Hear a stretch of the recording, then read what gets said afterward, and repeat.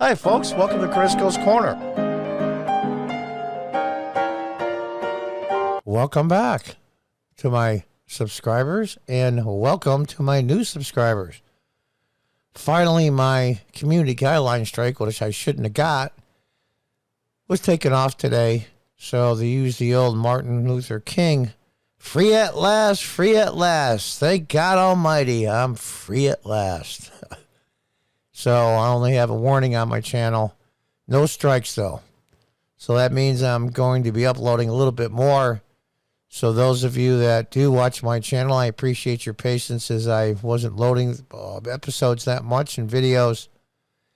And I appreciate your loyalty. And to those that are new, if you could share this video, all of my viewers could share the link to this video anywhere you can to get around the censorship and the banning of a lot of the videos. It's not so much banned, it's just your shadow banned. So let's get to it. From Fox News. Media react to skyrocketing March inflation. This is crippling politically. It ain't good, MSNBC's Stephanie Ruhle said. Yeah. You know, it's funny. This is crippling politically. They don't give a damn about the average person. They live in their ivory towers, in their bubble, in their really nice apartments in these big cities, and they're chauffeured around by their networks, and they make really, really good money, and they're just above everybody else, and they care about the politics more than the people. Let's read on. Media personalities react to the new March inflation numbers on Tuesday, which saw a 1.2 increase from February. Inflation rose 8.5% in March from last year, reaching a new 40-year high. Now, I'm 65. I remember the inflation of the late 70s, especially early 80s. I was married in 79. My children were born in 83 and 85. I remember credit card interest rates close to 20%. Mortgages were 15, 18%. It was just unbelievable. And it just wiped out savings of the average person, the average Joe and Jane walking around. It just wiped them out. If you have $1,000 in your savings account, we'll say, in the last year, more than $100 of it was stolen out of your account. You say, well, John, it's not stolen. It's still $1,000. Yeah, but it only buys $900 worth of goods and services now. And that's what inflation does.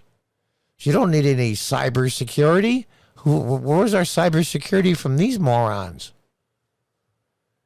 MSNBC's 11th hour, Stephanie Ruhle, joined Mika Brzezinski and Joe Scarborough. Oh, yeah, and Willie Geist on Morning Joe. What a group that is.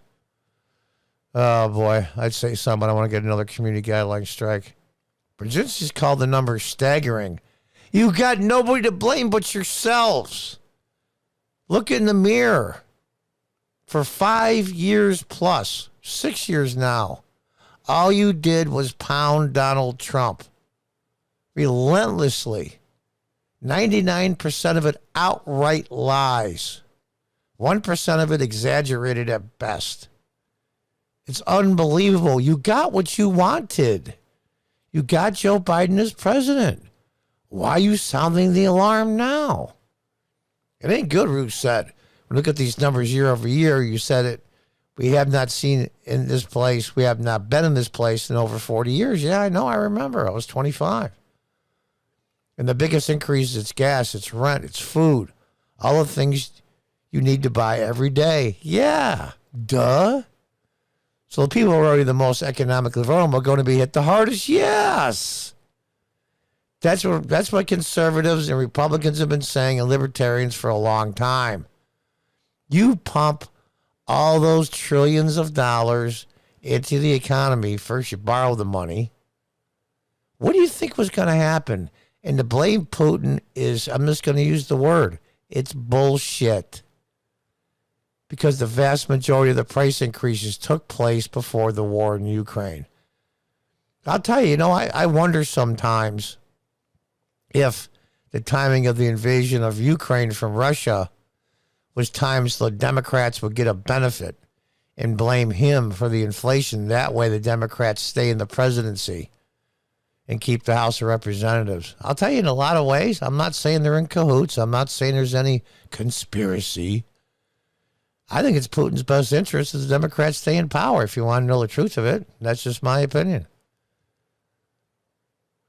Well, noted the good news about wage increases over the last year, but said when you count for inflation, the hourly wages are actually down almost 3%. The last, I think it was 2, maybe 3 years of Trump's presidency was the biggest increases in the average hourly wage in decades compared to inflation. And that's all gone now, of course. For those at the bottom of the economic scale, this is a huge blow. Guys contended that despite low unemployment rates and President Biden's support for Ukraine, Americans care more about the skyrocketing prices at the pump and in the grocery stores. Of course they do, you idiot. Well, except for the brainwashed zombie progressives, that if you don't have a Ukraine flag by your picture on your Twitter feed or anywhere else, then you just aren't with it. You don't care. You have to eat. You have to work. Go to school. Do all the things that people do. This is crippling politically. Yeah, they don't care about the people. They care about the politics of it. The Biden administration is going to have to wrestle with this. The Fed is meeting again in May. They're likely going to raise rates again. Even though that would be a part-time solution, people don't know like how that feels either. Now, that's Wagyu beef right there. That's $100 a pound. That is incredibly expensive before the hikes, but you get the idea. A worker selects meat at a butcher shop in the Reading Terminal Market. Inflation hit a 40-year high in January. They picked $100 a pound beef, but it's gone up substantially, way more than the inflation rate. Gas, chicken, pork, beef. During a segment on CNN New Day, oh, there's another beauty, with Brian Kaler and Josh Berman, CNN's chief business correspondent, broke down the numbers and suggested that March's consumer price index, in a way, was looking in the rearview mirror as gas prices have done slightly in recent weeks. That's only because some states have taken away the state tax on gas, and a small percent of the petroleum reserve, oil reserve, was put into circulation. That's only a temporary fix. That's like if you have a brain tumor and you take some ibuprofen or aspirin and the pain goes away. Well, you still got the problem. They're only treating the symptoms and not the sickness. So in a way, the consumer price number is looking in the rearview mirror. Yeah, okay. This is the worst of it. And things began to moderate into the summer. Roman said it was a big number, that a 1.2% month-to-month increase was really rare. Only on the policies of you morons. During a segment on NBC Squawk Box, Rick Santelli said the numbers came in as expected, hot, and noted that month-over-month inflation rate 1.2 was the highest since 2005. And you can, it's funny. So these numbers outside of month-to-month core are all hot. They're all cycle highs. Core inflation measures do not account for food or energy prices. Yeah, and there's the thing. Bruce said that he spoke with Treasury Secretary Janet Yellen. Yeah, there's another. Absolutely worthless. Several months ago, saying that inflation was temporary and that the country would get through it when it gets through COVID.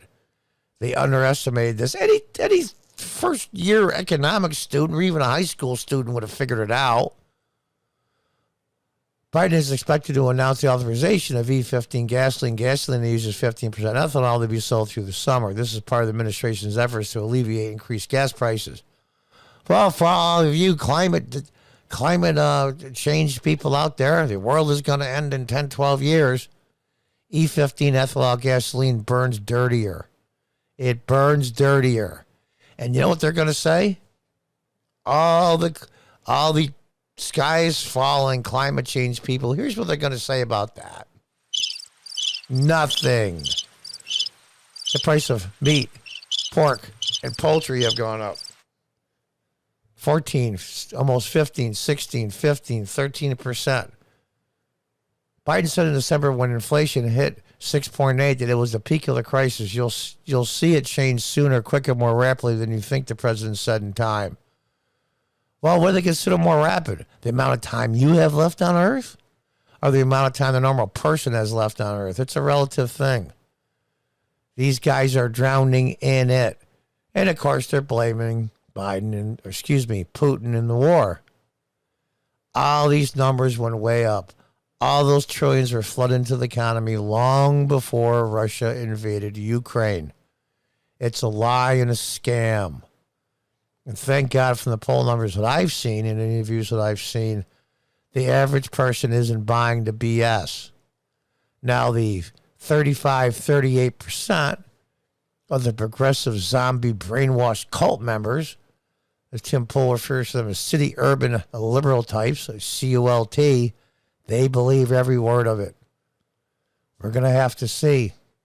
Tick, tick, tick. It's getting closer to November in the midterms. We'll have to find out what happens.